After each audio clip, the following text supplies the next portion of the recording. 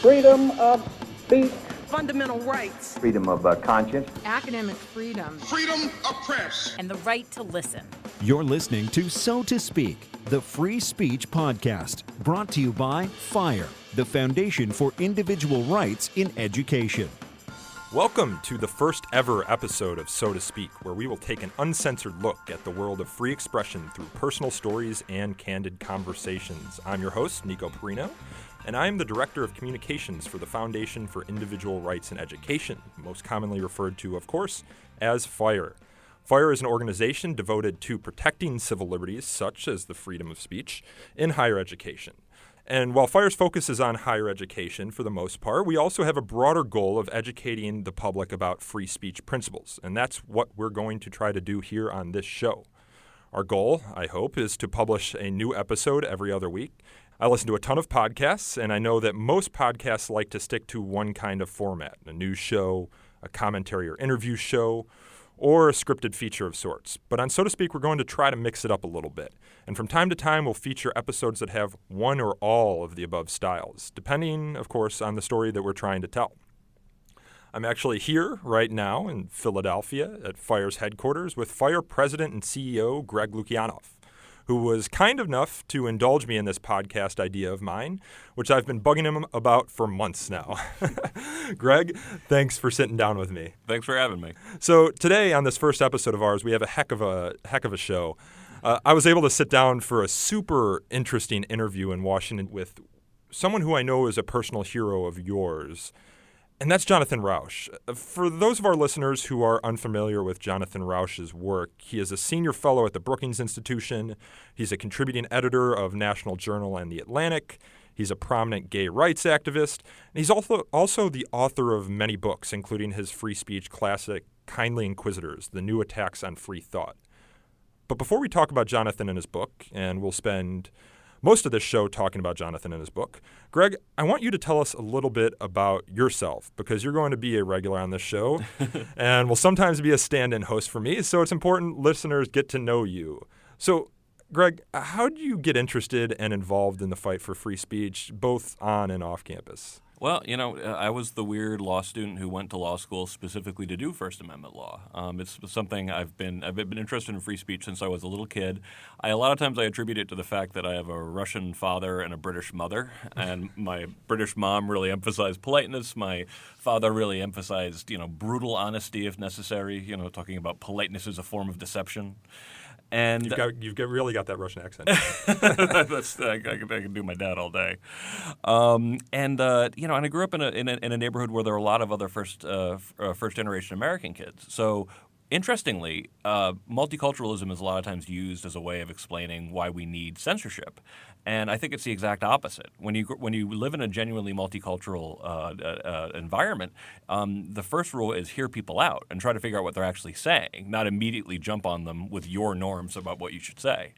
I even got more passionate about freedom of speech as a student journalist at American University, working for the Eagle newspaper. And you went to law school at Stanford. I went to law school at Stanford, yeah. And the amazing thing about being a student journalist is you get to see people come into your office and you see the wheels turning, and then they're like, "You shouldn't run that article," and I don't know why yet, but I'll figure it out. And I realized, in seeing this in action so often, there's a deep censorship instinct. People want to figure out an excuse to censor, and under those circumstances, that's why you have to have a really broad protection for freedom of speech with very few exceptions. So I went to Stanford. I took every class for law school. I took every class they offered on First Amendment. When I ran out of that, I did 6 credits on censorship during the Tudor dynasty. This is my lifelong dream. I did get laughed at a little bit for the idea of wanting to do something as impractical as First Amendment law for my career, but I've been doing it now since 2001. So yeah, who were some of your heroes, free speech heroes, while you were in law school? Oh, geez, yeah, so many. Nadine Strawson, who I'm very happy to be able to say is a friend of mine. She was the president at ACLU. President of the ACLU. Yeah. Floyd Abrams, who I was absolutely thrilled to have speak at our 15th anniversary. I didn't actually know about Jonathan until I started working at FIRE, but he's definitely become one of my free speech heroes. Yeah. How did you meet Jonathan? It's actually a funny story, and I've never told Jonathan all the details. What he probably didn't know, but might have been able to put together, is that I met him because I'd heard a lot about him being, this great defender of freedom of speech, but I hadn't actually read his book, Kindly Inquisitors, yet. And I have to explain, I'm kind of glad I hadn't read it before meeting Jonathan. And I'll explain why in a minute. So I show up for this meeting with this very unassuming fellow. We went and got sushi together, and partially because since I hadn't read it, I didn't know to be as intimidated by him as I would have been if I actually had read it. So we probably didn't talk about free speech the whole time. We talked about comic book characters and lasers, and I went into a lot of depth about what the best superhero to be would be. And I'm a Martian Manhunter man myself. Although if I could have any powers from the Marvel universe, I'd immediately request Molecule Man. And this was a great discussion. We really hit it off, and he's become, one of my favorite people on the whole planet. And I therefore read Kindly Inquisitors afterwards, and I remember reading it and being like, "Uh-oh, this guy's a genius." I was just like, I wonder what I must have seen. And he wrote that book when he was 28 or 29. He told me. Yeah, I know it's absolutely amazing. But I've never told him that part of the story that I hadn't actually read it before I met him. But after reading it, I was like, wow. And it's just so amazing because he's such a humble, decent, and morally courageous person. So that's a good segue into Kindly Inquisitors. You've called his book Kindly Inquisitors one of the best modern defenses of free speech. Why do you think this little book, and it's a little book, it's something like 150 pages, why do you think it's so important? Well, it's a philosophical defense of freedom of speech. It's not a legalistic defense of freedom of speech. And I may be a First Amendment lawyer, but I get frustrated with my own people to a degree because I think there's a tendency to explain free speech is important because the First Amendment protects it. It's a circular argument. Yeah, well, as a law professor, I would say there's a certain roundness to that argument. And I think it's really important to get down to the philosophy of it. And when it comes down to it, there's not that much accessible work on the importance of freedom of speech. Certainly, Karl Popper talked about ideas of the open society and that kind of stuff, but it's not the most accessible work in the world. And so when I talk about books about freedom of speech, I always talk about how it's a shame that we have to refer back to this wonderful book written in 1859 all the time, which is John Stuart Mill's On Liberty. Same year that Darwin's On the Origin of Species came out. Yeah, exactly. That's how old it is. And it's a fabulous book. Don't get me wrong, but there really haven't been that many accessible books about freedom of speech since. But I always make this exception, with the exception of 1993's Kindly Inquisitors. There hasn't been a classic since 1859. Yeah, and in 2012, you published a book of your own, Unlearning Liberty, Campus Censorship, and the End of American Debate, which Jonathan actually recommends in our interview. I'm curious, was Jonathan's work an inspiration for the ideas you talk about in your book, and how do your two arguments tie together? Oh, yeah, absolutely. I mean, I'm working on a next book right now, and pretty much every chance I get, I mention something about Rauch's work. And I think giving the sort of intellectual system by which that's open-ended and you can't claim special authority, this Enlightenment era system, giving it a name, which he named liberal science, is so important because it would, as Jonathan points out, it's a system that's been so successful we didn't even bother to name it because it was everywhere, and it really helped me understand that I get excited about scientific history, but a lot of people sometimes will talk about freedom of speech by comparing it to scientific method, and really what Jonathan helped me understand is that scientific method is just a smaller part of this massive system of liberal science, where you start, skeptically inquiring about your world, that no argument is ever really over. So yeah, he's had a tremendous effect on my thinking about that. And at the end of your book, you have a list of suggestions for students on how to improve not only their lives but also their ideas. What are some of those things? Well, one of them is to always remember that the things that make us most uncomfortable to talk about are oftentimes the most important things for us to be talking about, and that applies to relationships and societies just the same.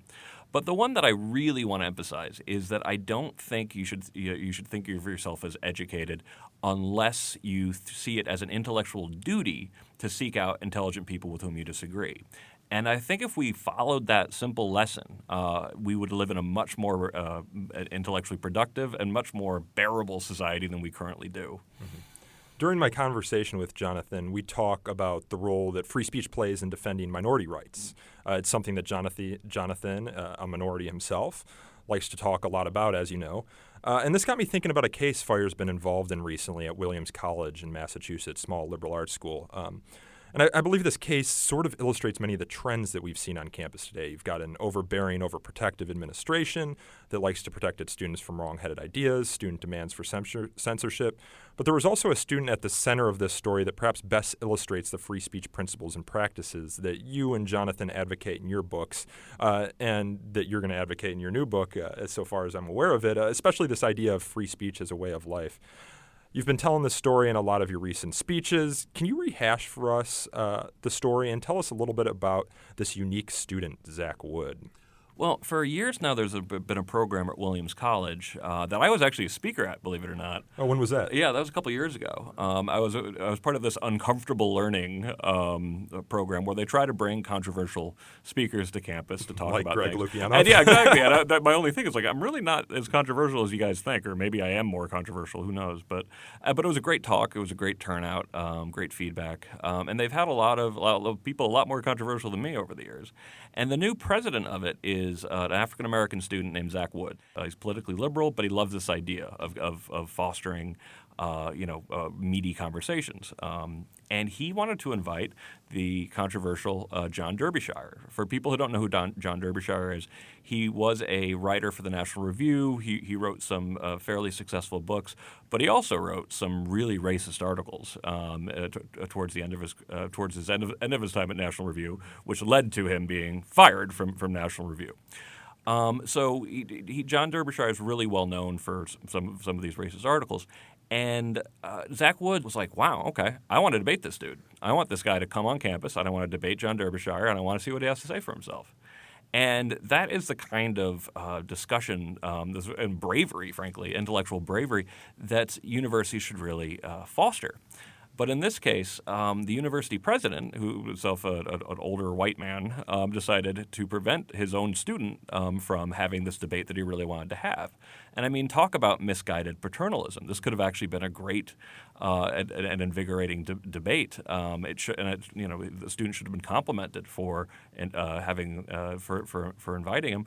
But instead, they decided it was better off that debate never take place. Yeah, it's strange. In our interview with Jonathan that's coming up here shortly, Jonathan talks about how as a gay man, the only way they were able to secure rights for themselves was by holding the other side's argument up in plain view and then slowly demonstrating to your opponents that there's something wrong with the picture that they've created for themselves of the world.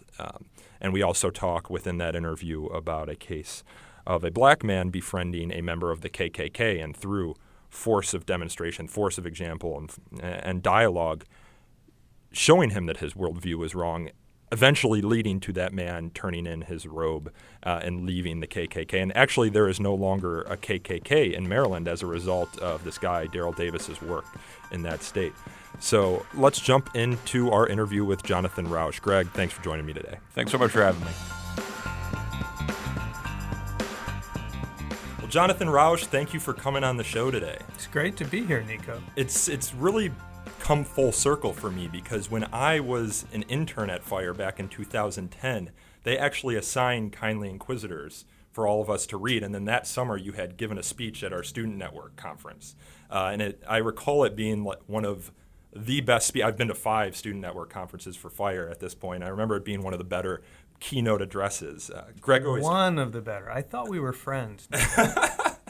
The best. I hope none of the other keynote addressees hears this podcast. But Greg always talks about this book, and it came out in 1993, and it feels like it's just as timely today as it was Alas, then. Yeah, it's fresh as a daisy, isn't it? Yeah. But Greg talks about it being one of the best modern defenses of free speech that we have today. And, it's been praised by Penn Jillette. George Will called it slender and sharp as a stiletto. Why is Kindly Inquisitors? Well, let's start off. What is Kindly Inquisitors? Who is a Kindly Inquisitor? A kindly inquisitor is a well-intentioned person who wants to shut down speech or debate or criticism because it's offensive and hurts somebody's feelings. It's what I call in the book the humanitarian challenge to freedom of speech and freedom of thought, which is, if I call you a name right now, pick whatever name you were called in school that you hate. Jerk. Jerk? Oh, we can do better than that. It's going to hurt you at some level, right? Maybe. Maybe you're very thick-skinned, but maybe you're not. So the argument began to take shape in the late 80s and early 90s that words that wound were a form of so-called verbal violence, that they were verbal behavior, that they created a hostile environment, so we had a right not to be exposed to them. And this gradually took shape and has become, I think, the biggest challenge out there in America right now, maybe the world, to freedom of speech and freedom of thought. So Kindly Inquisitors brings together the fact that the motives, as almost always is the case, are to try to be kind and try to be good and generous and do something good for society, but the result of that is an inquisition, which is where you investigate and punish people for thinking what they think and saying what they say. It's funny because I was actually rereading this book for probably the fourth time at this point over the weekend, and right in the first chapter you talk about how a very dangerous principle is now being established as a social right. Thou shalt not hurt others with words. This principle is a menace, and not just to civil liberties. At bottom, it threatens liberal inquiry, that is, science itself. So where does the science angle come in here? This book is unusual. It's not a First Amendment book, and it's not about law or the Constitution. It's about what it is that science, broadly defined, does that's really special. By science, I don't just mean people in labs. I mean journalists, historians, psychologists, people at FIRE who are blogging, all the people who are involved in the development and creation of knowledge, because they're all doing a version of the same thing. They're putting hypotheses out there, ideas. And they're subjecting them to this vast international web of public criticism, people trying to shoot each other's ideas down. We kill each other's ideas rather than each other. Great human innovation. So you get social peace as a result of that, but you also get knowledge, because at the end of the day, the ideas that survive are our knowledge on that day. That whole process depends on two things. First, people need to be able to publicly state their hypotheses. And these are the rules that you lay out in the book. Yeah, I lay out these rules in the book. I call it the science game because it's a process. It's like an open-ended process with rules. But the rules are everyone gets to put their ideas, their hypotheses into the mix, even if it's something objectionable. The Holocaust never happened. Homosexuality is a curable disease. I'm gay and Jewish, so, I know this is not fun stuff. Mm-hmm. And then the second thing that needs to happen is all of that stuff needs to get subjected to criticism. And that's painful too. If someone is putting the Declaration of Independence out there and someone else is saying, trying to refute it with racism, that's unpleasant too. But that's how we get knowledge. We're vastly poorer if we shut that system down, and that's what people are trying to do. Now, you talk in the book a little bit about the inspiration behind it. And it goes back to Salman Rushdie and the Ayatollah Kameny putting a bounty on his head. Why did you think you needed to write a response to that incident? Apart from the fact that I was 29 years old and actually 28 years old and thought the world was waiting to hear from me. Well, you talk. I actually remember a speech that you gave at the Museum of Sex back in 2013, and you said most popular speech. It's a great speech, and I urge all of our listeners to go to YouTube and type in Jonathan Rauch. It's one of the first videos that comes up. It's a 2013 speech that he gave at the Museum of Sex. But in it, you talk about if you're under 30 and you have a great idea, just go for it. And was that what you did here? Yeah, I thought. I guess you remember the details, right, Nico? The vague story. I guess a lot of people are too young to remember this. Mm-hmm. So Salman Rushdie was a novelist, and he wrote a book called The Satanic Verses. And a lot of people who never read the book decided that by satanic verses he meant the Quran. So there were international protests against the book, and it was burned and people were killed. And then the Ayatollah Khomeini, who was in charge of Iran at that point, put out a death sentence on Salman Rushdie, forcing him to live underground in total hiding, because Khomeini said basically any Muslim in the world that wants to should kill this guy. So that was bad, but what was even worse was this kind of very muddled response that came back from the West. Instead of saying, this guy, maybe the novel was offensive, maybe it wasn't, but he had every right to publish it, and we're going to defend that right. A lot of people said, well, threatening someone with death goes too far, but it was an offensive book, and you shouldn't be out there offending people, and what do you expect, and we certainly don't condone, and so forth, on and on and on. And I realized I thought people had lost sight of the fundamental premise of intellectual freedom and the advancement of inquiry, which is no. If you can't offend people, you can't say the things that people need to hear in order to rebut and refute them. And also to create knowledge. And to create knowledge, which is what happens, which is the only way to get knowledge. Knowledge is like finding a needle in a haystack, because it's so hard to get. And the only way you get it is to harness everyone to the task of looking through the haystacks. Mm-hmm. By putting everything out there and then putting everyone to work criticizing and sorting. So that happened in 1989, and then right around then, the first wave of campus political correctness hit, which in some sense was very separate from Rushdie, but made a different version of the same argument, which is if you say things that are deeply offensive, they may not be blasphemy, but they may be racist, and that will damage our community, and that will make people feel unsafe, and it's deeply offensive and wrongheaded. So colleges began issuing speech codes. This was long before there was a fire, actually. Mm-hmm. That was pretty scary. So those two things together made me think, it's time to defend not just the First Amendment, but the reason we have a First Amendment, which is the production of knowledge and the creation of social peace, the ability to conflict over ideas peacefully, non-violently. Mm-hmm. And the Rushdie affair points to one of the two challenges to liberal science that you identify in your book. That is the humanitarian challenge, if I'm interpreting it right.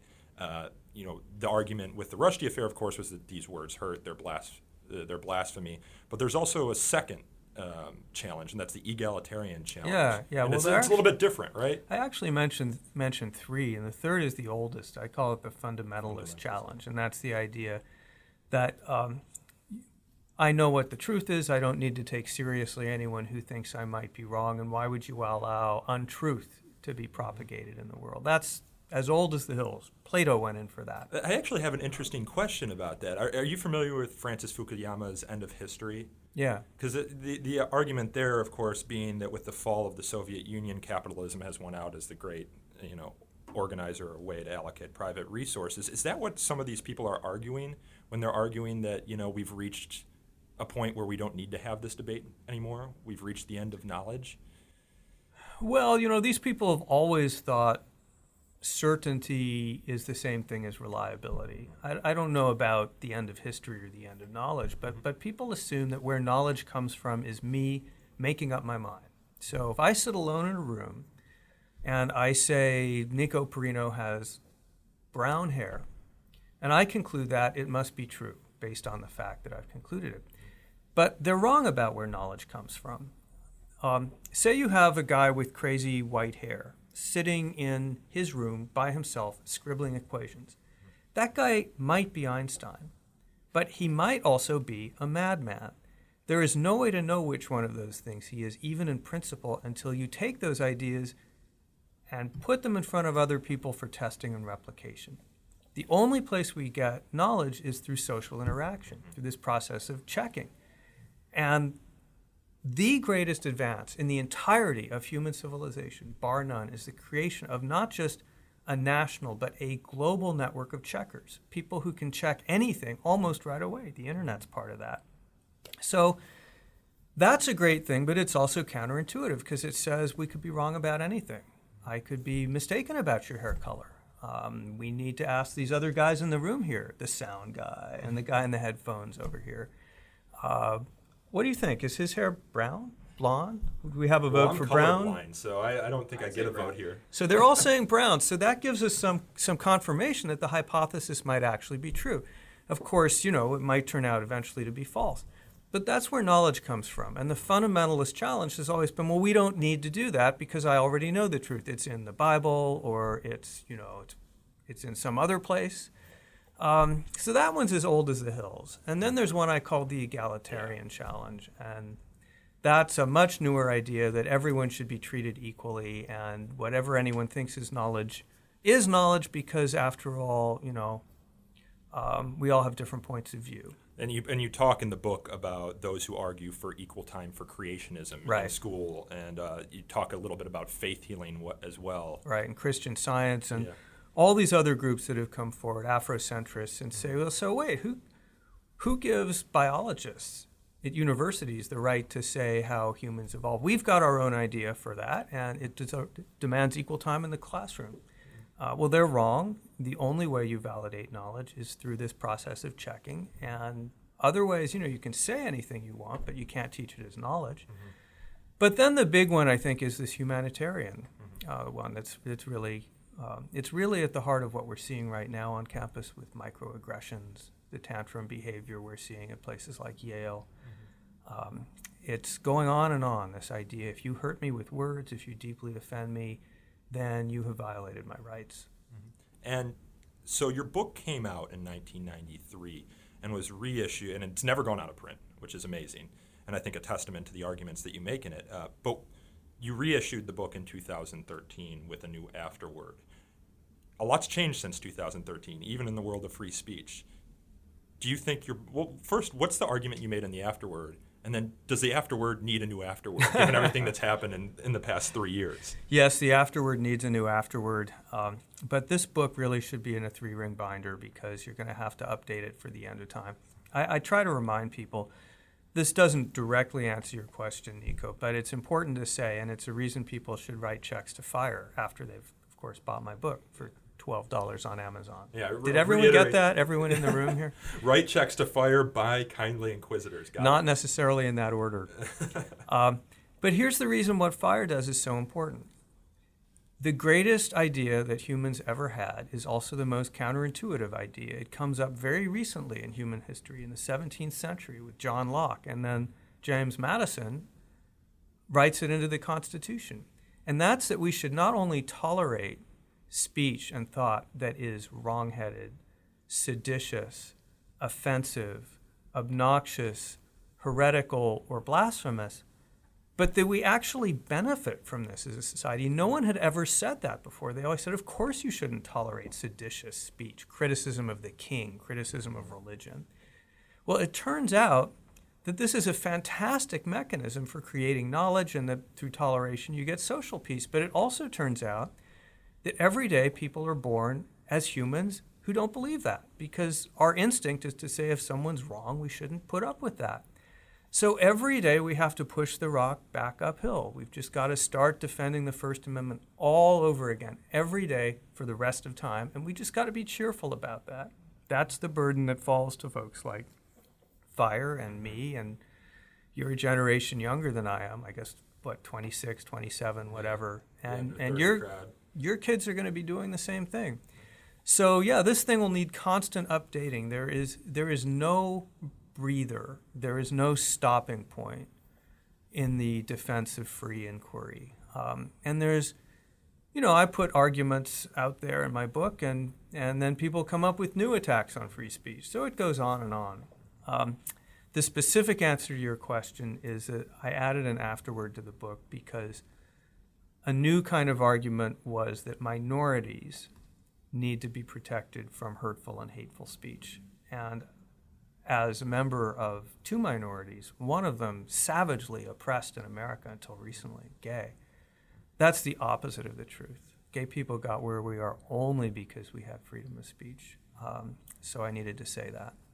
And so over the weekend, one of my colleagues here at FIRE, Nate O'Connor, had recommended this podcast to me called Love and Radio, and it's a specific episode called The Silver Dollar. And it's about this man who lives in Maryland, I believe, named Daryl Davis. He's a black musician.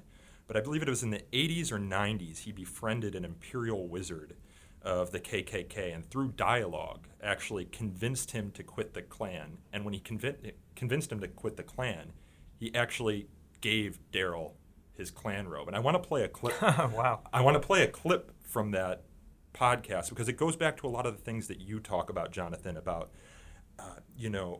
minorities can't win unless they can engage the opposition in dialogue and show to them through force of example why they are wrong. So I'm going to pull up that clip right now. He said that he respected me. The imperial wizard of the Ku Klux Klan. He said, we may not agree on everything, but at least he respects me to sit down and listen to me, and I respect him to sit down and listen to him. The most important thing that I learned was that while you are actively learning about someone else, you are passively teaching them about yourself. All right? So if you have an adversary, an opponent with an opposing point of view, give that person a platform. Allow them to air that point of view, regardless of how extreme it may be. And believe me, I've heard some things so extreme at these rallies, it'll cut you to the bone. Give them a platform. You challenge them, but you don't challenge them rudely or violently. You do it politely and intelligently. And when you do things that way, chances are they will reciprocate and give you a platform. So he and I would sit down and listen to one another. Over a period of time, that cement that he talked about that held his ideas together began to get cracks in it. And then it began to crumble. And then it fell apart. And then a few years ago, Roger Kelly quit the Ku Klux Klan. He no longer believes today what he said on that videotape. Okay? And when he quit the Klan, he gave me his robe and hood. This is the robe of the Imperial Wizard. That story from Daryl Davis really made me think back to a lot of the things that you said, and specifically one thing that you said in a video that Fire came out with a while back called, where you said, we can't earn their respect or admiration, and they, in this case, meaning the opposition, those who are opposed to rights for minorities. We can't earn their respect or admiration by hiding from them. We've got to be in situations where we can confront and encounter them, sometimes angrily, but more often with persuasion. So I was wondering if you could respond not only to that video, but elaborate on what you had said in that video. And if you can, tie in that story of Frank Kameny that you always tell. Well, that's a great and wonderful and long story. But the sentiments you just heard in the audio clip were exactly what my experience has been as someone who was born in 1960, gay in America, a deeply, thoroughly, completely repressive and oppressive society. Gay people had no votes, we had no money, most of us were hidden from public view, and we were hated.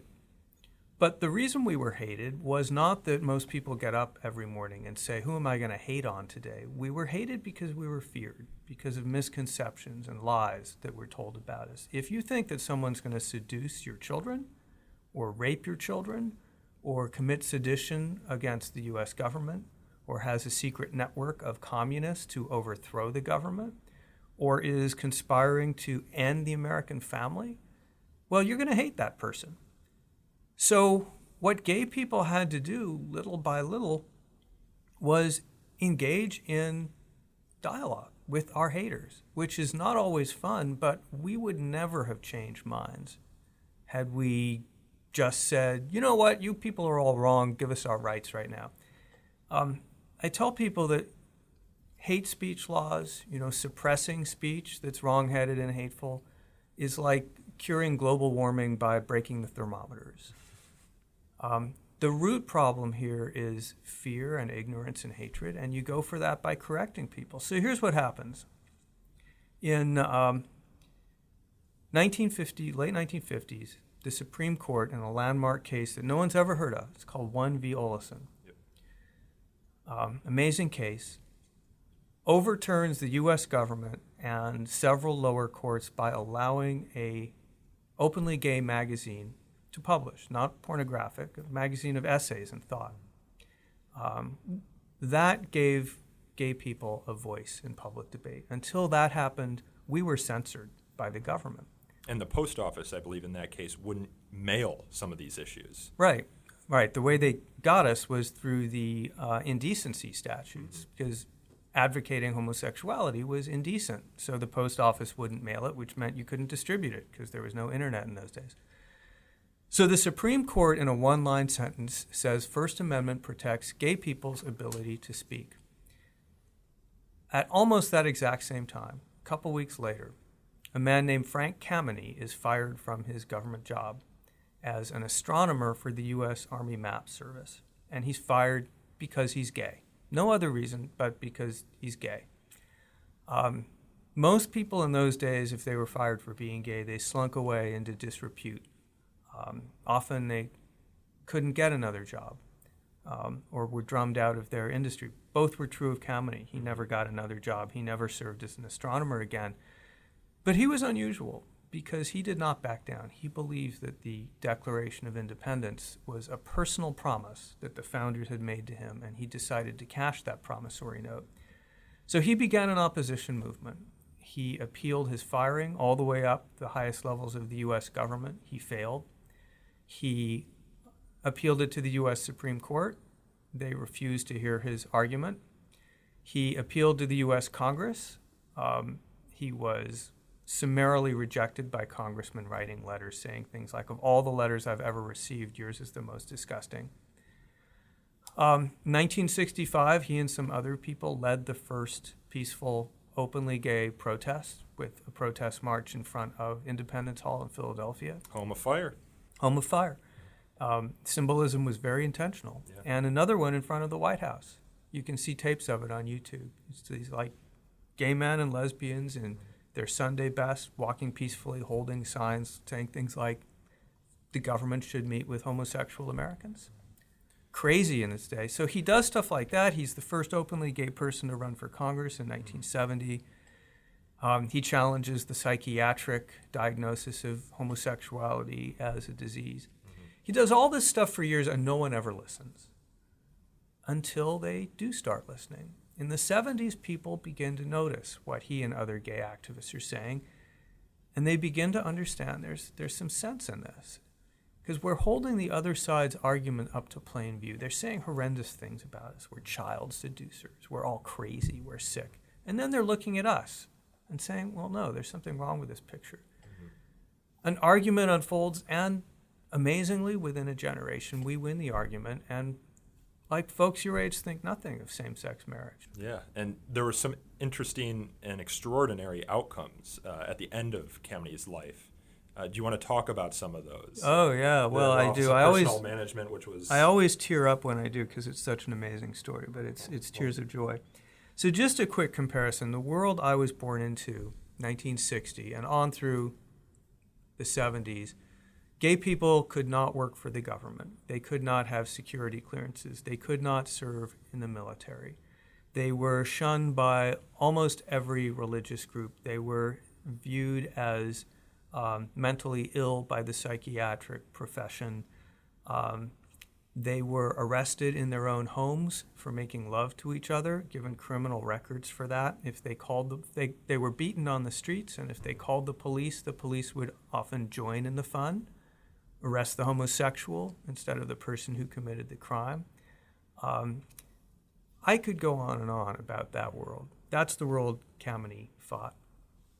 So Frank died in 2011 in his, I think, age 86. He lived long enough not only to see same-sex marriage be legal in multiple states and to see sodomy laws overturned, and to see gay people serving in the U.S. government in secure positions, and to see gay people in the military.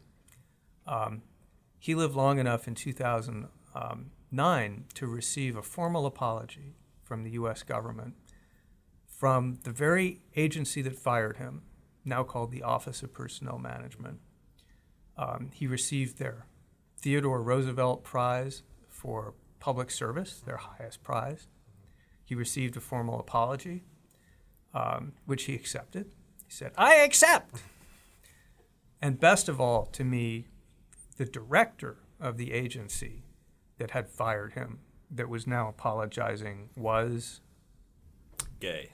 Openly gay. I know the story. I've heard you say it many it's times. An incredible story. It never tires on me. So that's what speech and argument and confronting bad ideas will do for a minority group in one generation. There is no hate crime law or no anti-discrimination statute that can come anywhere near what speech and debate can do for us. And Frank Kameny's story, and also Daryl Davis's story, I think, are testaments to that. If people want to learn more about this extraordinary man, how do you spell Kameny? Kameny, K-A-M-E-N-Y.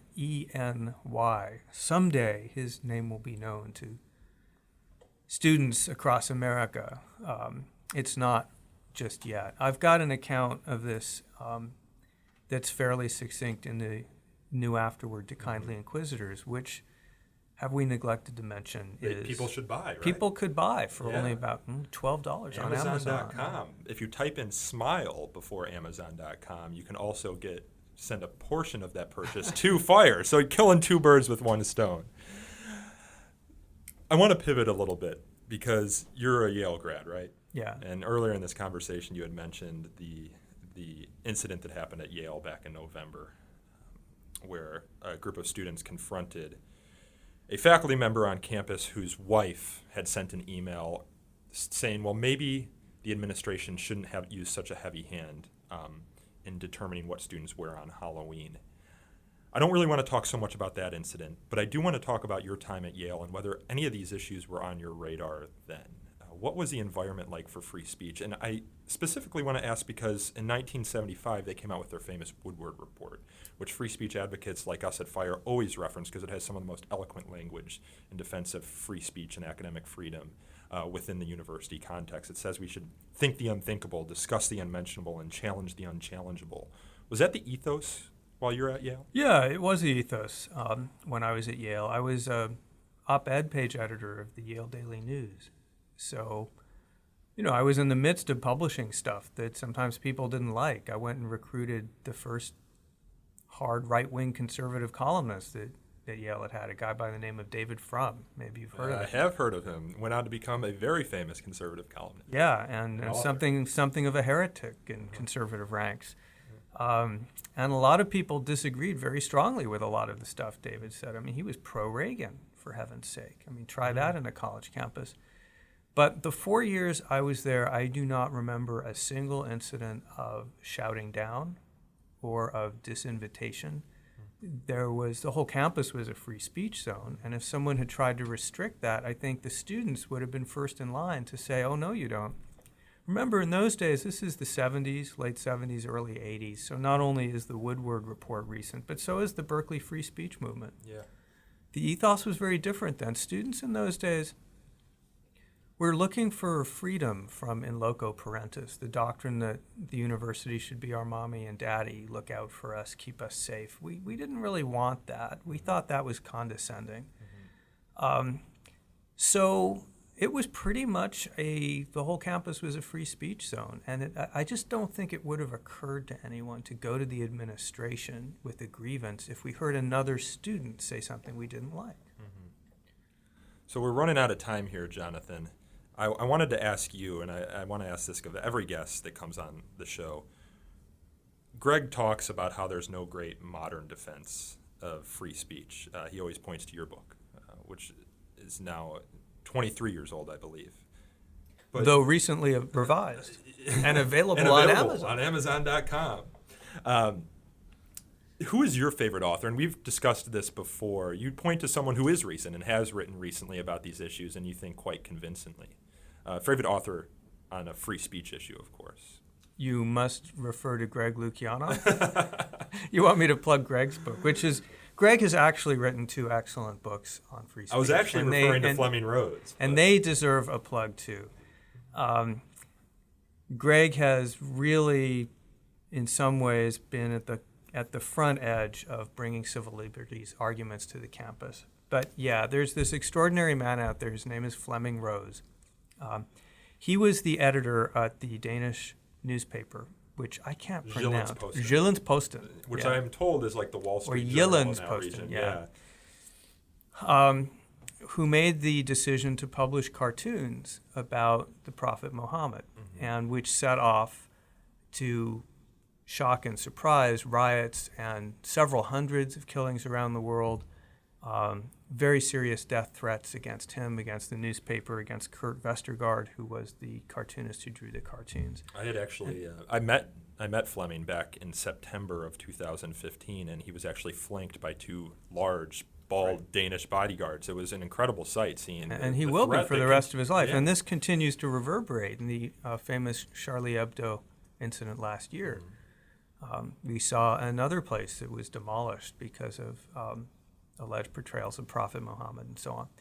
So the amazing thing about about Flemming Rose is having faced a superhuman amount of personal pressure on himself and his family, he has not backed down. Instead, he has written a wonderful book called The Tyranny of Silence, saying that the harm that is done is not just through the law when people legislate against freedom of speech. It's through the whole culture when people chill what they say because they're worried about threats of violence. And when that happens, of course, the terrorists win. And he has personally led his life standing up for this principle and being an example of the refusal to be cowed, in much the same way that Frank Kameny did 2 generations earlier. If you ever meet Flemming, he's the most modest, unassuming, ordinary guy. He's the last person who would say he's a hero. Yeah, Fire has a video coming out that features him. I recorded an interview when I met him, and he's just very mild-mannered. He is, and he'd say, I'm no hero, but the fact is he is a hero, and he's an example of the fact that ordinary people who are sometimes called upon to stand up in life will sometimes do that with amazing effect. So yeah, he's written a brilliant book called The Tyranny of Silence, and I cannot recommend it too strongly. You can add it to the Amazon cart with kindly Inquisitors. Better yet, if you write Nico Perrino a letter or an email, he will send you all of these books for free. Oh, am I on the hook for that now?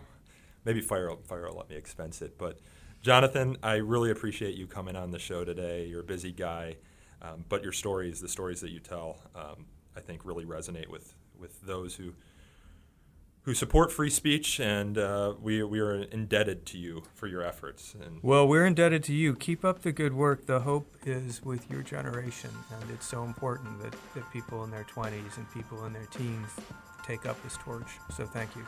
Thank you, Jonathan.